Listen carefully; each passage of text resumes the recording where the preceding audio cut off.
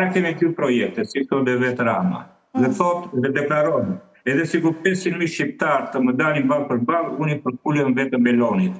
Si mund të jetë kryeministri i një vendi dhe nuk respekton 500.000 banorët e tu dhe pasi e vetëm një krenari që i përkulesh Melonit, mirë bën, po ai gjithmonë e bën në mënyrë diplomatike, se do gjithmonë të marrë vëmendjen mediatike. Le të fillojmë me Sadanin.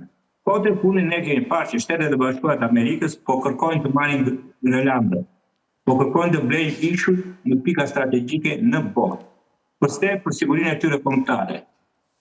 Në ana tjetër, projekti i Sazanit, por jo vetëm i Sazanit, tu ka përgjegjësi dhe presidenti i vendit, dhe strukturat e sigurisë kombëtare, të gjitha portet në Shqipëri, portet ushtarake po jepe për investime të investitorëve strategjik.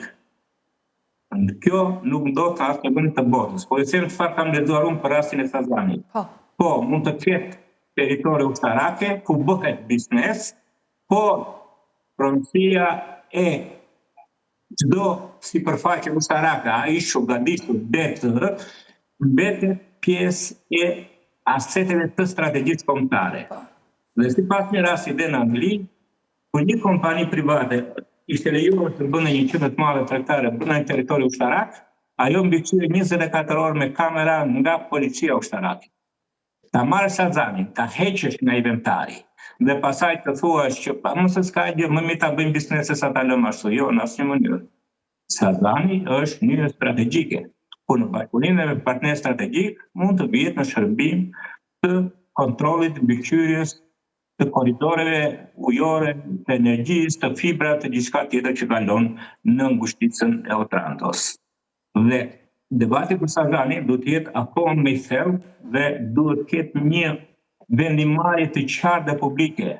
Jo asnjë aset i sigurisë kombëtare nuk privatizohet, nuk jepet me qirafa gjatë, por mbetet aset dhe me rregulla strikte mund të lejohen edhe investime private që nuk synojnë sa do pak aftësinë e tyre si asete strategjisë kombëtare.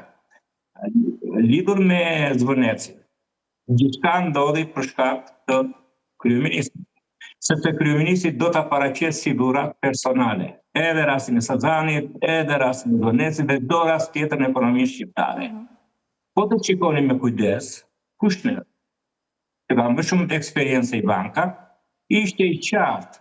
Ivanka doli dhe mbroti Mahnitin nga ishulli, ndërsa Kushneri pas protestave deklaroi, ne duhet ta kishim nisur ndryshe. Dhe kështu bëhet kudo në botë. Ne duhet të kontaktojmë me pronarët, ne duhet të kontaktojmë me ish pronarët, ne duhet të takohemi me protestuesit, ne duhet të takohemi me studiuesit, ne duhet të takohemi me ambientalistët. Pikërisht, mohimi i gjithë këtyre hapave që janë kritike për të krijuar një ambient miqësor të një investitori shqiptar ose privat në zonë caktuar, krijojnë këtë armiqësi. Dhe këtu